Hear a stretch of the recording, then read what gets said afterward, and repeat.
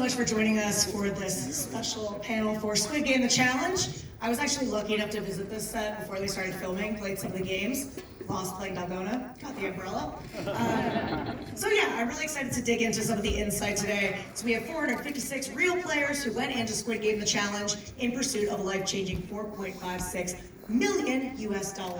They competed through a series of games inspired by the show, inspired by kids' games we grew up with, plus surprising new additions, twists, alliances were formed, personalities put to the test, and people were eliminated, and yeah, we love it, we love it. So, tonight we're going to hear from the executive producers, some of the team behind the scenes, as well as fan favorite contestants, including our amazing winner, Mai. So,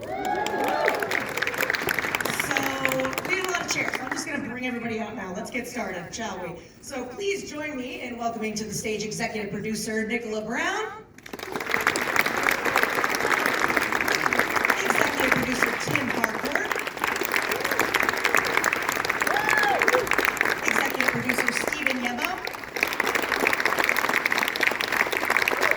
Production designer, Matthew Weeks. Casting director, Robin Katz. And some of our fan favorite contestants, including player 387 and winner, Mai.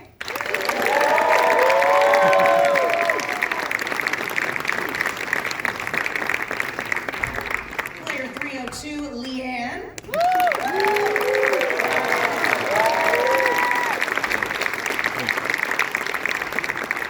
Player 432, Brighton. And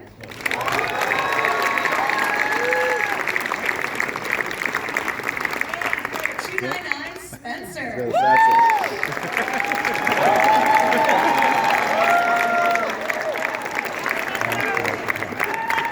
Spencer, are you ready to relive the cookie one more time? Always. Always. All right, well, I want to start backing it all the way up with Nicola, Tim, and Stephen here. What intrigued you most about adapting Squid Game to a reality competition series? Where do you even start with something like this? By crossing your fingers and really hoping for the best, I think. But it was an absolutely amazing opportunity for us to be gifted like an absolutely incredible piece of IP. We felt really privileged to actually be able to take that and try and translate it into an unscripted space. So it was a huge honor, but also a huge responsibility for us. Yeah, it was. We were thrilled to be asked to be joined forces. It was two companies that came together because the endeavour was so huge to undertake. And the first thing, obviously, we were thinking about is the scale of the show: 456 contestants. And Netflix said to us very clearly, very early on, we want 456 contestants. So we were like, oh, okay, we've got to cast them, and then we've got to craft the story of their pathway through the show. So we were thrilled, but we were daunted by the scale of the undertaking. Yeah, I think, as the guys have said, you get challenges in every career, but this was a real big challenge for us in our career because the way I looked at it is personally, there's a YouTube channel that I love called Honest Trailers, and I thought I want to make this show honest trailer proof. Try and make an amazing show that people love, but how can we translate it into a reality show, but that people would also enjoy and not go, you made a mess of that. And so I think a lot of the people on the team did that, and that's what made it quite special, I think. So we go 456 contestants, we need this, and then casting director Robin goes, Holy bleep! A little bit of that. I mean, what's so funny is when I saw the scripted version, I was like, if they ever do a reality version, I'm in, I want it, I want to do it. I was lucky enough to be asked to do it. And then it was like daunting. The reality hit was like not only 456 contestants, but every single person has to be worthy of winning. We don't know who's going to make it to the end. We want 456 people that we can stand behind, that we love, that we can root for, that we'll be proud of. And, I think we did a pretty good job. Because you could cast all these people that go, oh my gosh, like these 20 people are spectacular, and they all get out in the first 10 seconds of red light, green light. Like it's really out of your hands. Yeah, So, and it happened. I mean, I think that There was another casting director, Erica Dorban, and I just want to make sure to say that.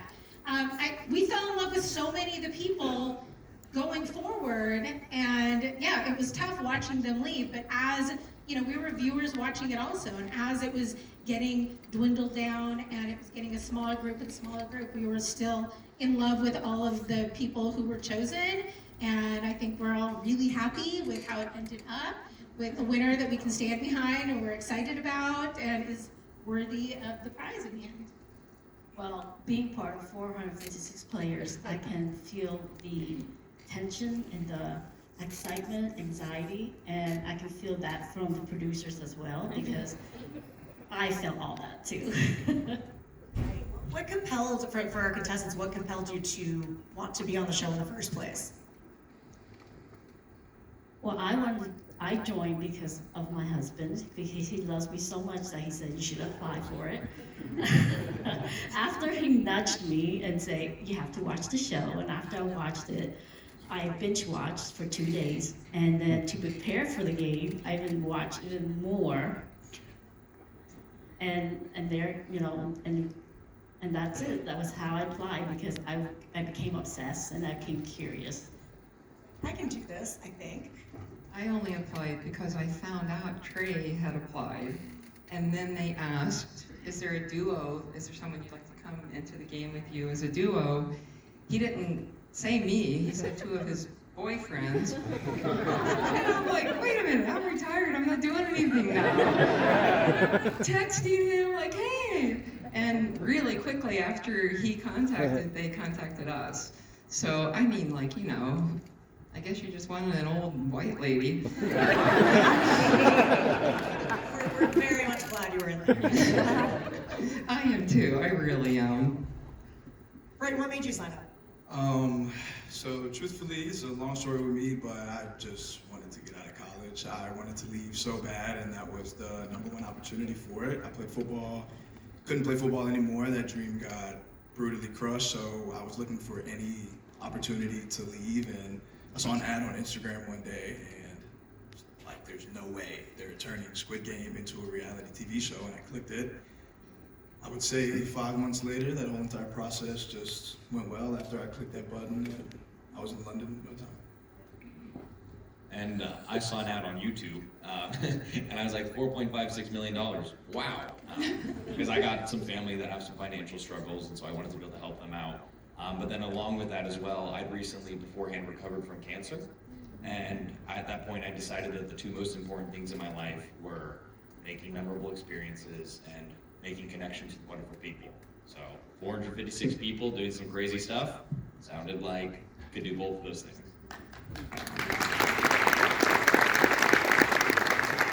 Can I just say one thing? Please. You all cast so many incredible people. I mean, we became fast friends, so many of us, like in the very first challenge. And when people were eliminated, it was heartbreaking. It truly was. But they could have made 10 different shows with 10 different sets of people except for her. And like, really had an amazing show. I'm thankful for how it turned out.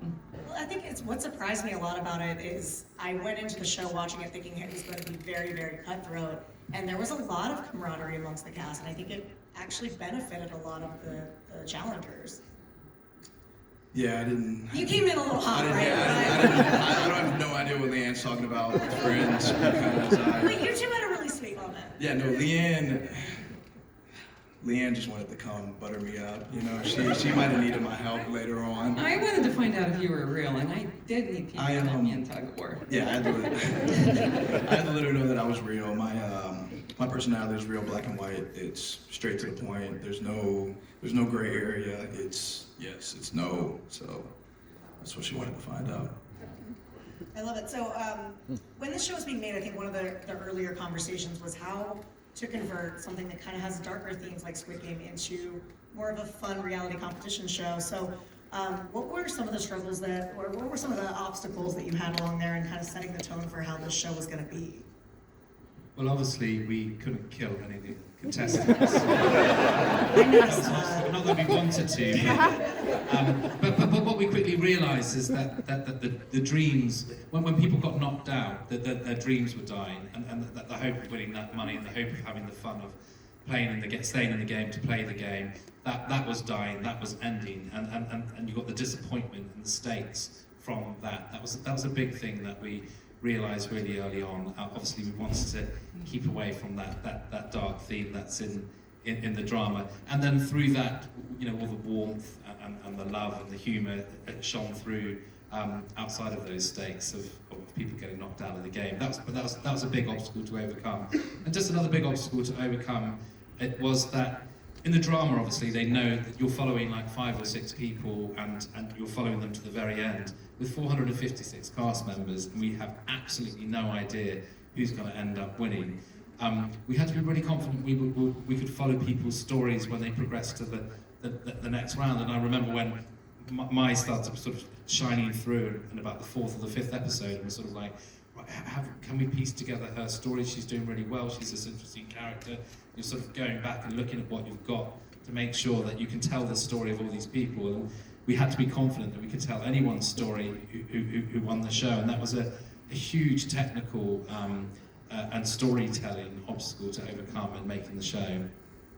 I found that really interesting watching it, because I think I get like behind the scenes brain sometimes where I'm like, oh, I know who's gonna win because they're highlighting them like right off the bat. And you're right, Yeah. mine really doesn't show up until like the fourth Yeah, minute. right. Nobody's winning if they're getting highlighted at the That dude is losing 3rd round. I will say, I really thought it was you. We gotta talk about the production design too.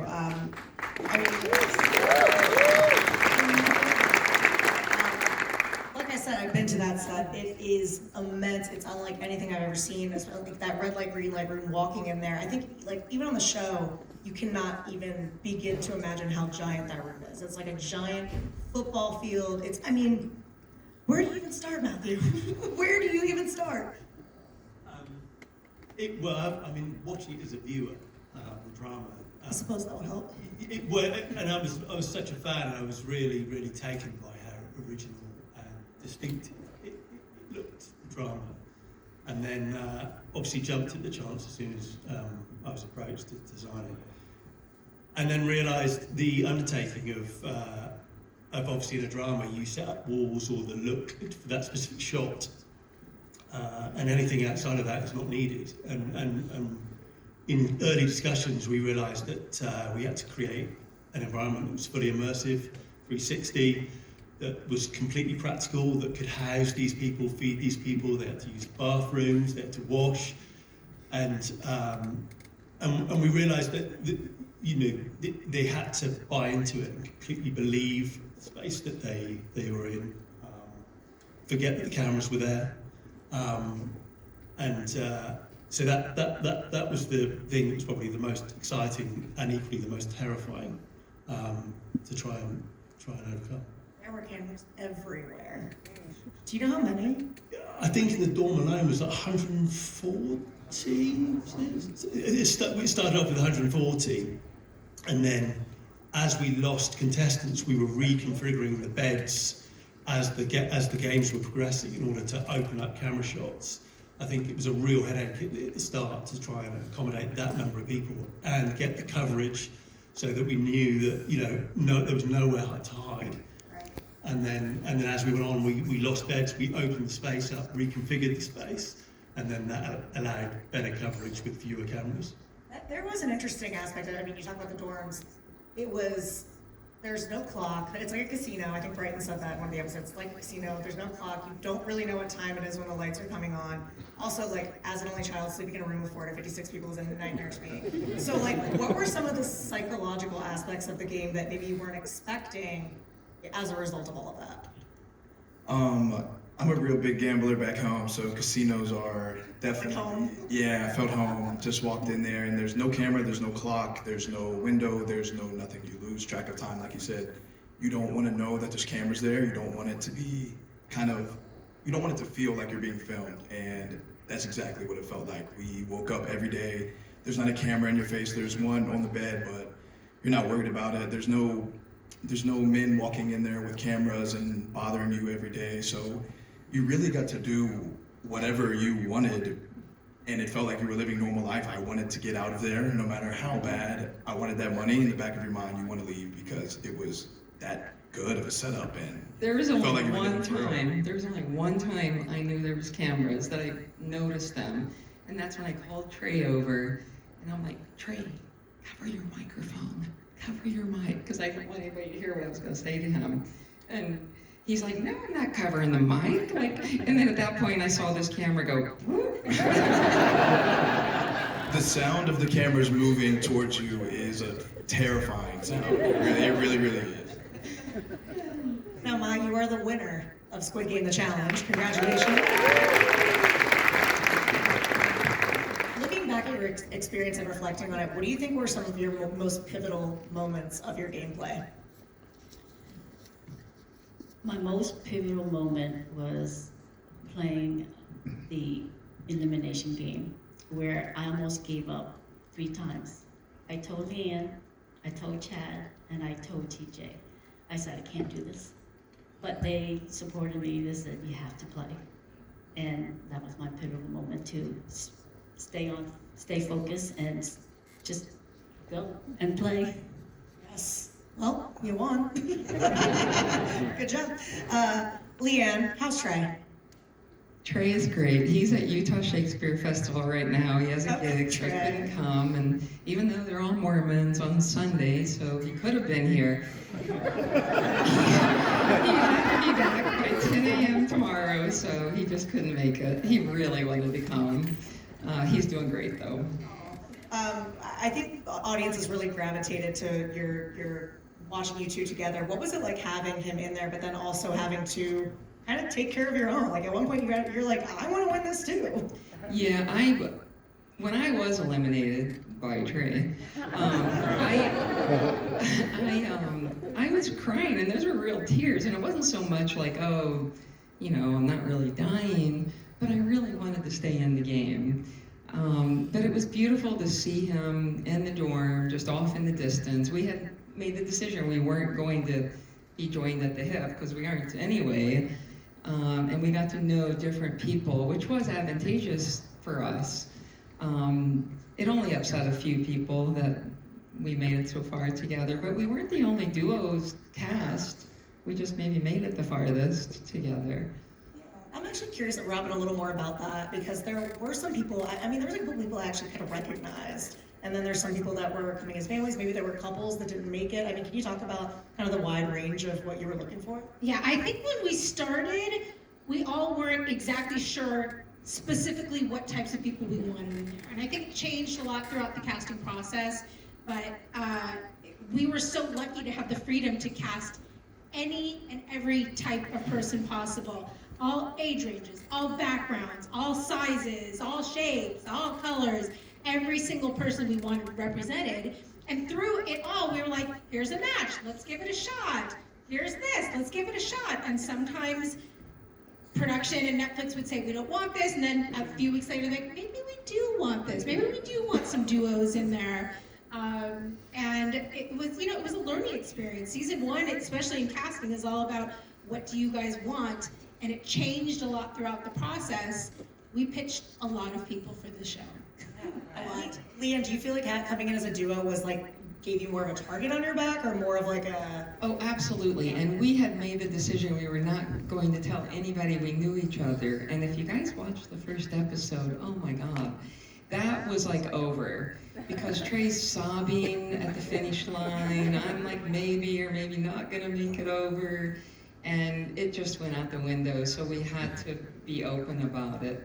But we thought it would be better for no one to know.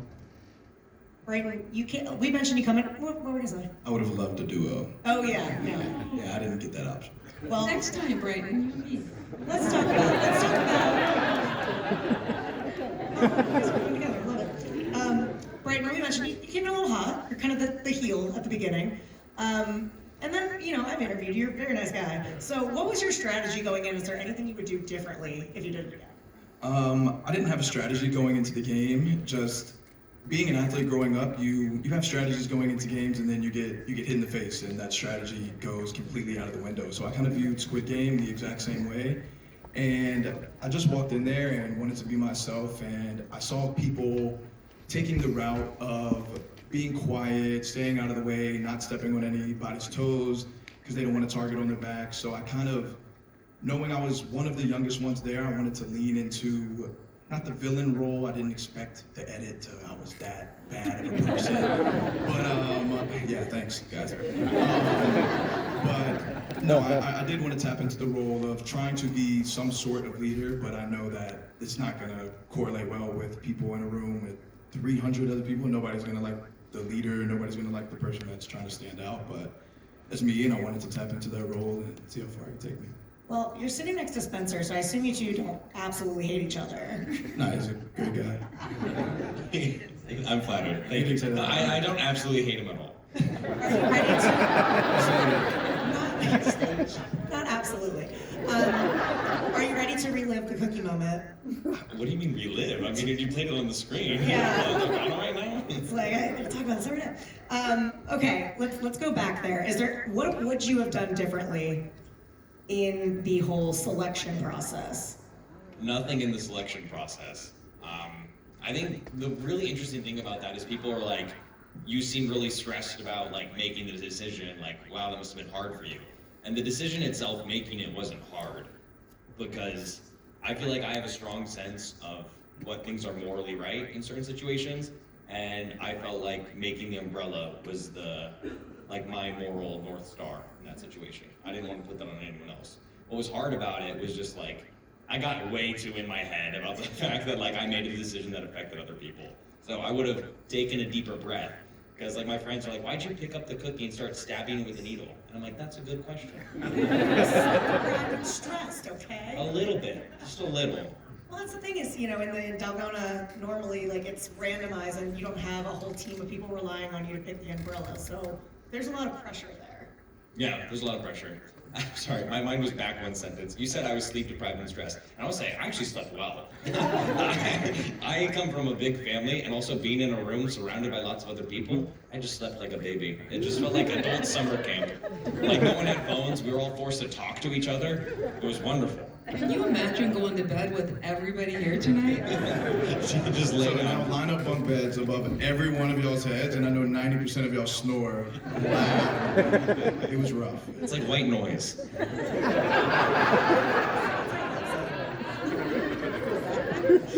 Well, speaking of kind of the changes that were made to the games, because obviously there's some expectations. If you're signed up for Squid Game, you're like, okay, I'm probably going to do Dalgona, I'm probably going to do the Glass Bridge, I'm probably going to do Tug of War. So can you talk about some of the twists and turns that you guys added to take these guys by surprise?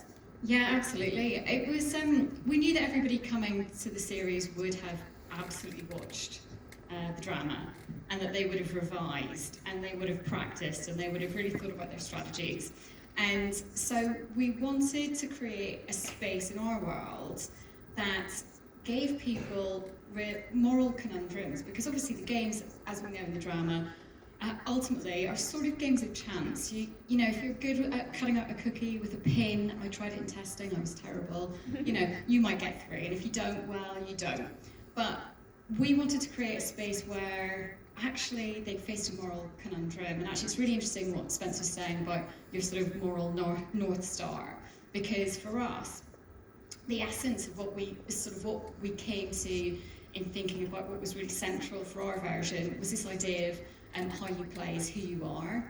And so throwing out various twists in the dorm, putting down sort of moral conundrums that would force people to make a choice, whether that was a good choice or a bad choice, or just a choice that they felt comfortable with at the time. That was really central for us, and something which I think we needed to do, which set us apart slightly from the drama, because obviously, we didn't have the luxury of like incredibly crafted scripts and knowing where every single character was gonna turn and what they were gonna do. We had to think of ways to sort of generate that same level of drama and jeopardy and shock and surprise, but without any of the tools that a drama team might have at their disposal. The more I talk to you about this, the more I think about it. It's just incredible that y'all pulled this off. It is just amazing. Thank you. I mean, it's such an unusual thing to do something of this scale where you've got 456 players and anybody can win. Like, as producers, that's a really, really unusual and quite daunting place to be, but one I think that gives the series probably a sort of authenticity and a freshness, because, you know, ultimately, we didn't know what was going to happen. You know, we were crossing our fingers as much as the contestants were. So it was a really amazing thing to be part of. And I think, like Nick says, one of the things for us, we sort of looked at everyone's casting tapes and we knew who was coming, and like immediately we all sort of fell in love with Starla, who we saw right at the top of the show. And you know, it was my job and Tony Allen, my other producers, to sort of look at who was being eliminated and how red light, green light was working. We knew we filmed a little scene with Starla at the front of the red light, green light, and then first round, bang, she's gone. So immediately, someone that you think could be a big player for you in your series, a big character, goes straight away, and that's the beauty and the challenge of making this show. You had no idea who was going to be eliminated at what point. It could be right at the end, or it could be right at the beginning, and that was, as a producer, you want control, but this show gave us none of it. But that was really interesting, and that was credit to the team that managed to sort of keep us informed about what was going on and who was being friends with everybody, and the players themselves. They all really immersed themselves in it to make sure that they fully immersed themselves in it and really wanted to win. And that, because they had that hunger to win, because obviously the prize is amazing, but it also kept us on our toes to throw different things at them and make sure that they didn't see what was coming. That was the great thing about the Squid Game, the drama as well. It really surprised us though when the cast, they seem to, I think it's a reflection on how good human nature is really, isn't it? But the cast became very sort of cohesive and together and sort of like, you know, we've got to beat the game together. And it really forced us creatively to be on our toes, like, right, how are we going to wrong foot them now?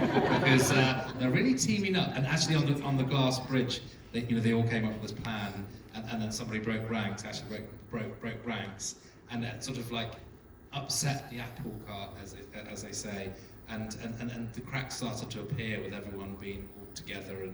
And but yeah, it was great because the whole team had to respond to like, right, we need a game now that's going to sort of maybe force them to reveal their alliances with Sacridice.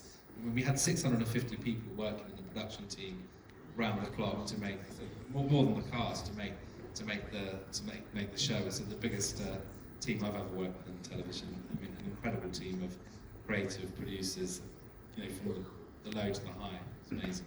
Well, look, Tim, you kind of touched on this, but for the other producers, you know, you mentioned, you know, really, we've done tons of tests, we're ready to go. But then, was there anything, I mean, it could have gone Lord of the Flies really fast, and instead everybody was like really sweet to each other. Was there anything that really surprised you about the gameplay and how these cast members played it? As Tim touched on, I think they all sort of banded together more than we thought there was, because we thought there's one winner of this show. So we thought that there would be a lot more cutthroat, but even like with Spencer's moment, before he went into that line, the way that he saw people come up to him and go, you know, you're going to be okay, you're going to be okay. They all sort of wanted each other to do well. They all knew that there was going to only be one winner, but they all wanted each other to do well. But I also quite enjoyed that at points when it was time to get cutthroat, they were cutthroat. Yeah. You know, when we did the Jack in the Box and Felicia said, like, I'm knocking at those people, and it was like, wow.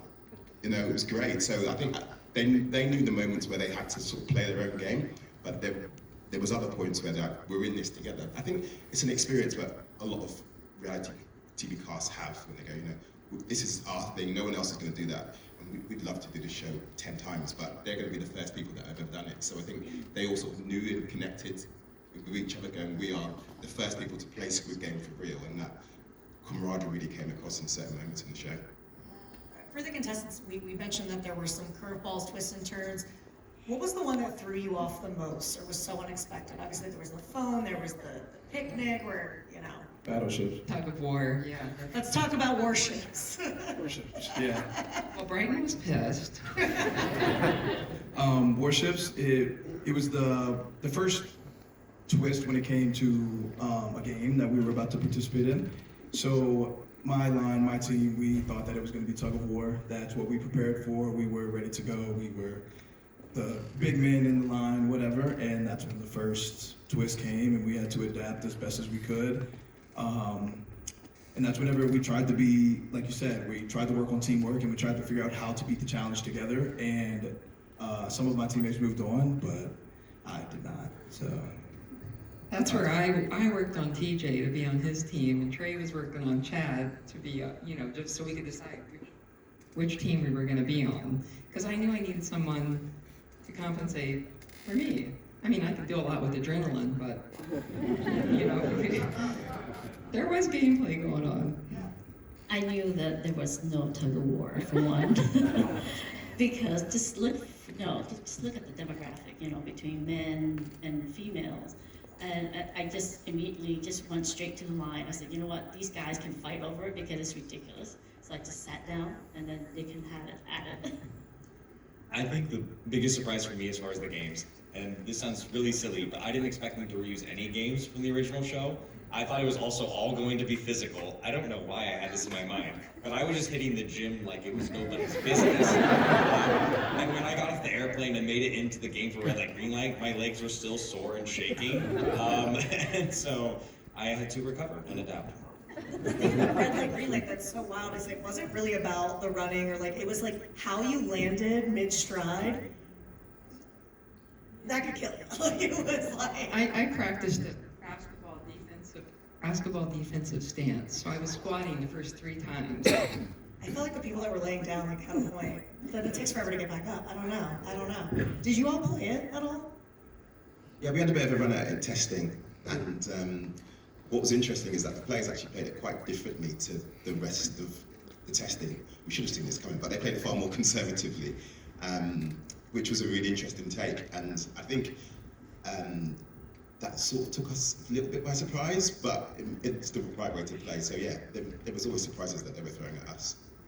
Just to torture Brian a little more about the warships, Matthew, because you designed this, so... Thanks, Matthew. Can you talk a little bit about putting that together? Yeah, well actually that was predominantly Ben Norman, the games designer, actually was across that, so I collaborated with him and his team. So I designed all of the environments you saw, but Ben designed all of the games that took place within those sets. So luckily that's not one of the ones I was responsible for. So that was predominantly Ben's work on that one. Okay, so you're not in trouble with Brian anymore. But you did win an award, right, for your work on the series? Yes. The art director's building award. Congratulations. Before I wrap it up, I want to just ask my contestants one last time. Is there anything, if you went back, or maybe advice for somebody that's going into next season, what advice would you give them? Or is there anything you would change about your own strategy?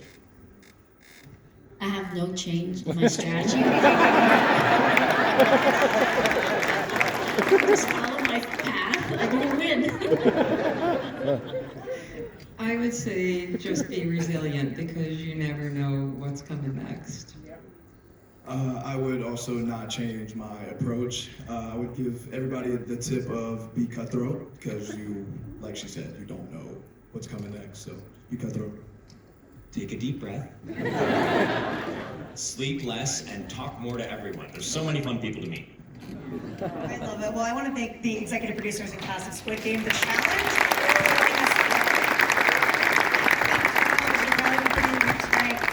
We have a little activation. You can play some warships yourself.